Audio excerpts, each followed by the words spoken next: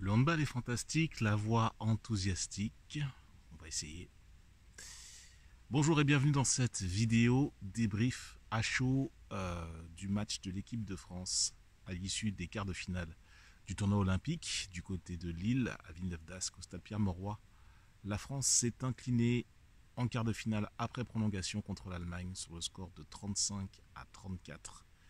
C'était un match absolument épique et là j'ai rien préparé. C'est une vidéo purement émotionnelle que je vais faire aujourd'hui. Je pense que demain je retournerai une vidéo beaucoup plus analytique. Mais là, il faut le faire en deux séquences. Aussi, j'avais prévu de tourner la vidéo de preview pour le match des filles demain. Les filles qui restent la seule équipe en lice pour une médaille, donc l'équipe de France féminine qui va jouer son prochain match contre la Suède demain. Mais d'abord, il va falloir qu'on parle de l'équipe de France masculine. Là, ça fait à peu près 1 heure que le match est terminé. Franchement, il m'a fallu un temps. Il m'a fallu un temps pour me poser, pour encaisser ce que j'ai vu.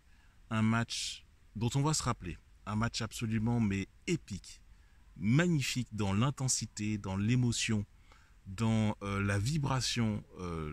Un public de Lille, 27 000 personnes, absolument dantesque.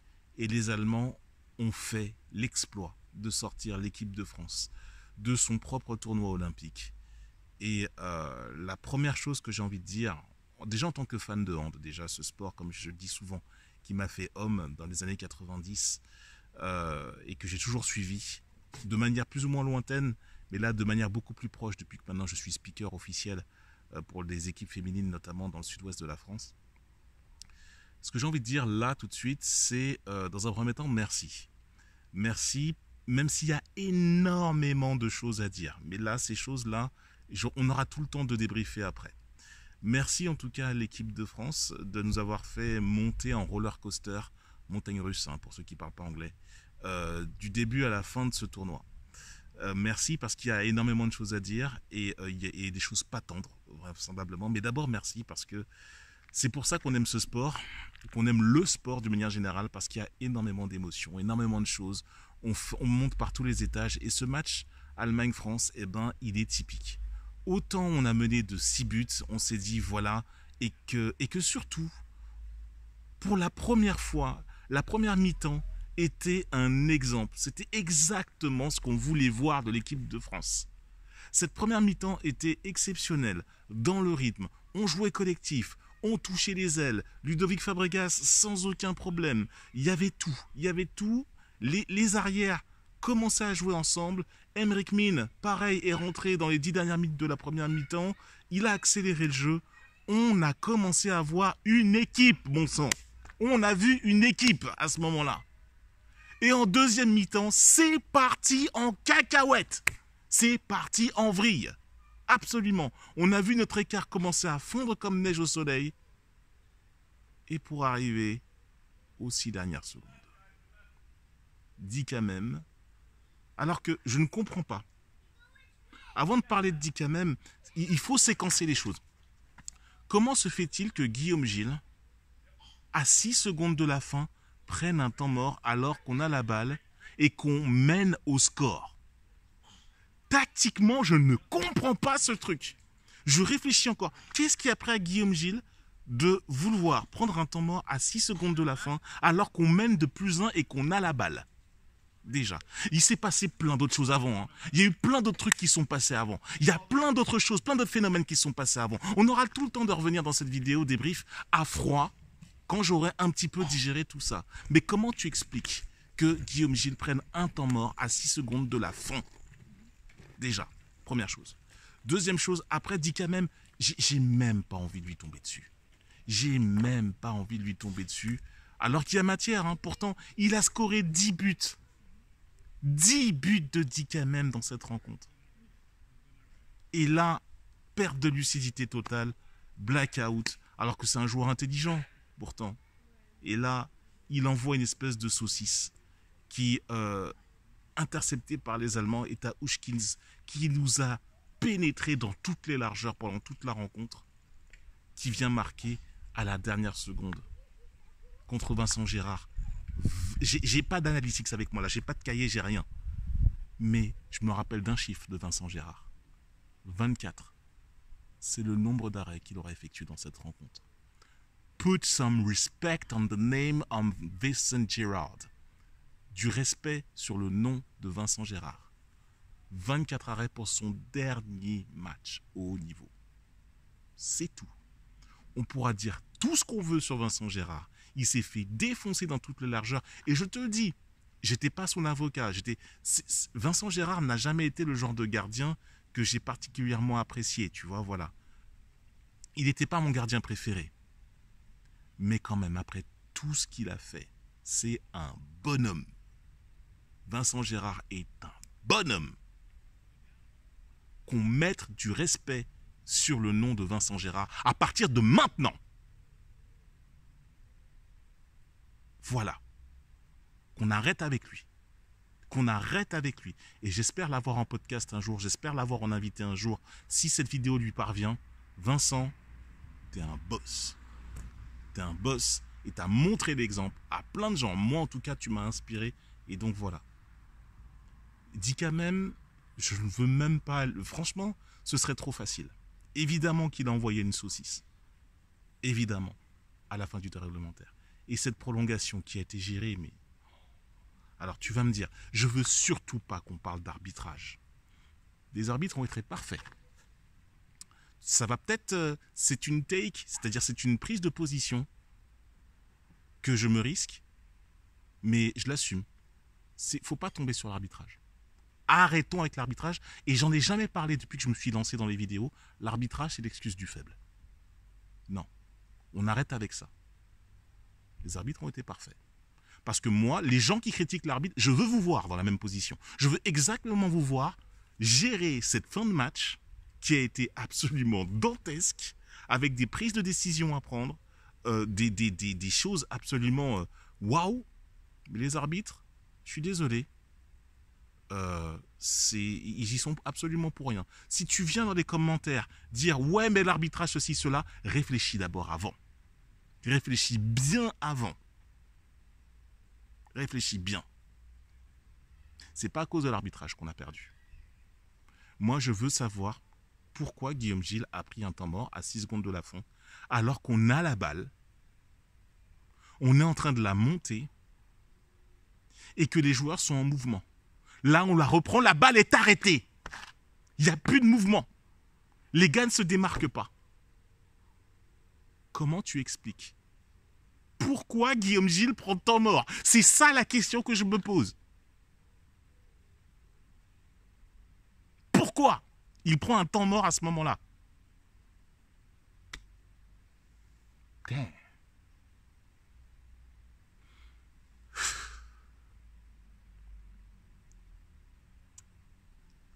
La gestion de la prolongation, après, derrière,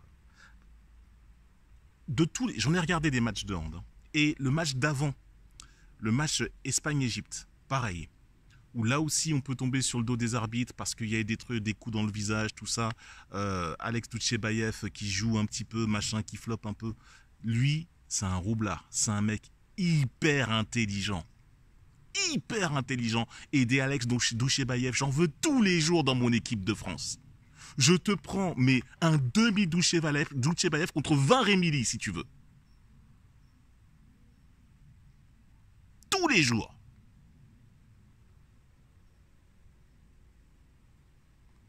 On n'a pas de joueurs comme ça en équipe de France. Parce que le handball, c'est ça. C'est des mecs qui pensent, qui exécutent et qui aussi sont coachés intelligemment.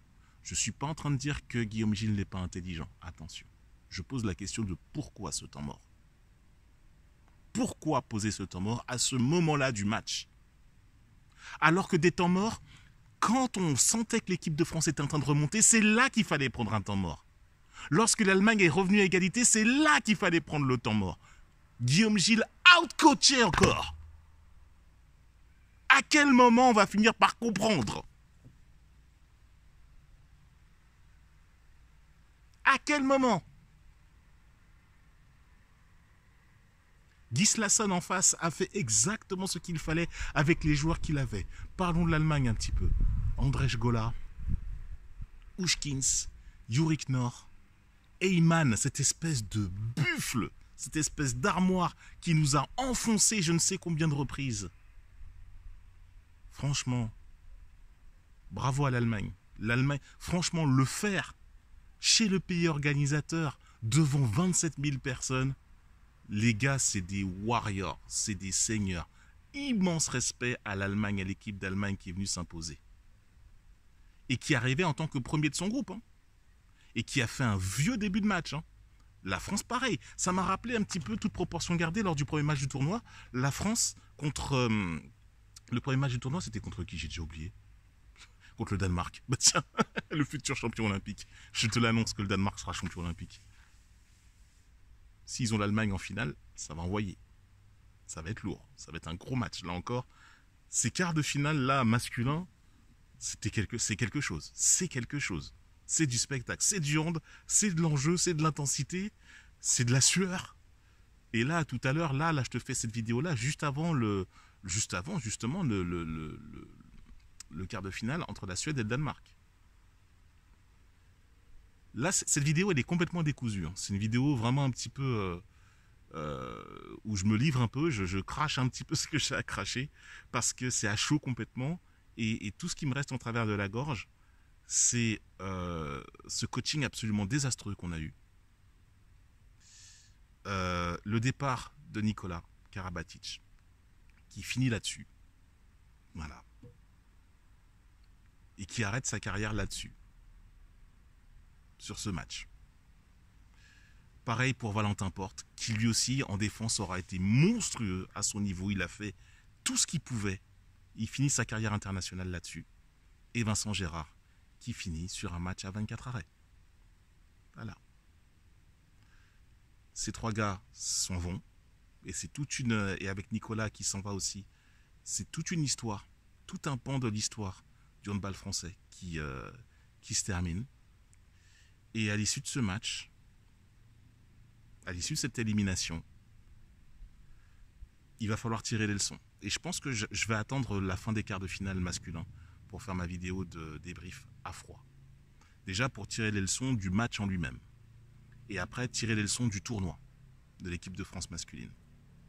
Je vais revenir un petit peu plus tard pour te présenter la vidéo de présentation de la demi-finale de l'équipe de France féminine. Mais là, franchement, le sentiment que j'ai, c'est déjà une immense déception.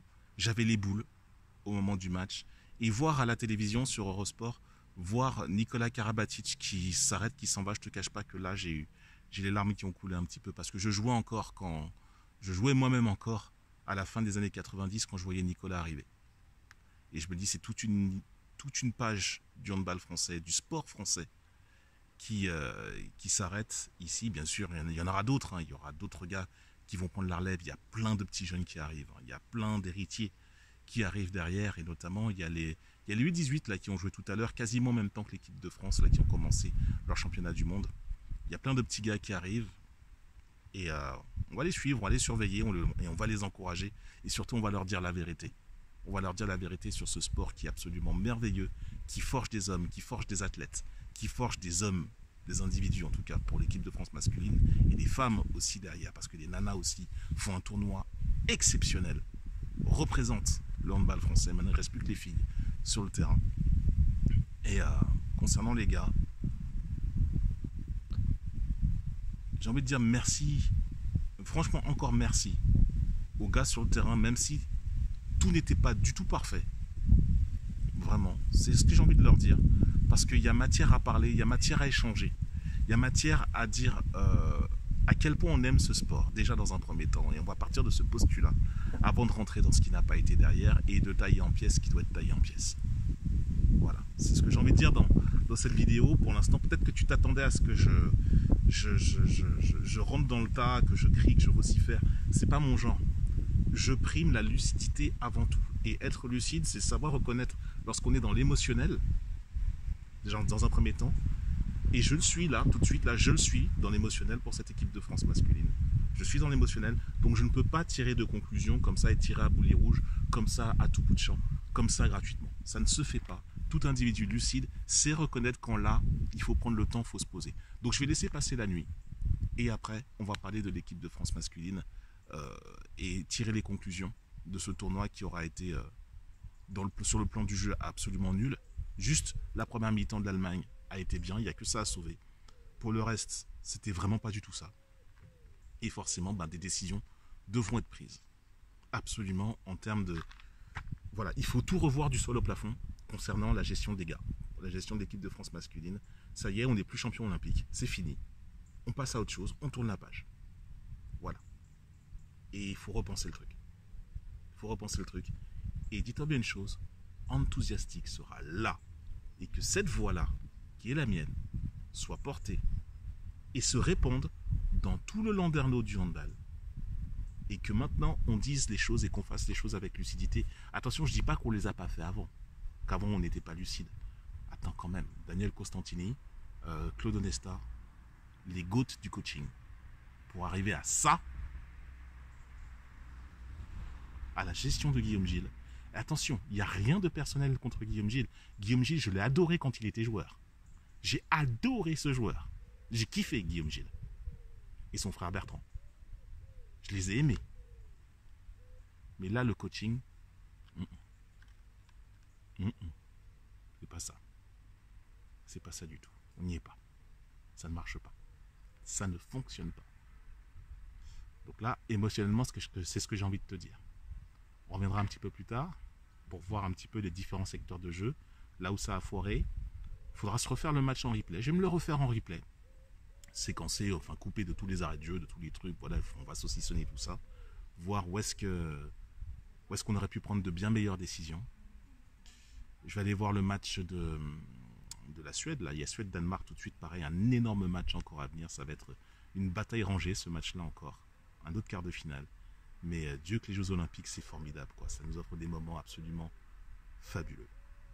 Merci les Bleus en tout cas. On est éliminés. C'est comme ça. C'est la vie. On ne peut pas gagner tout le temps.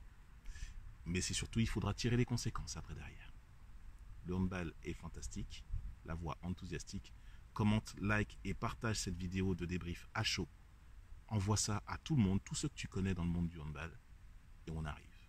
On arrive fort. À bientôt pour une prochaine. Salut.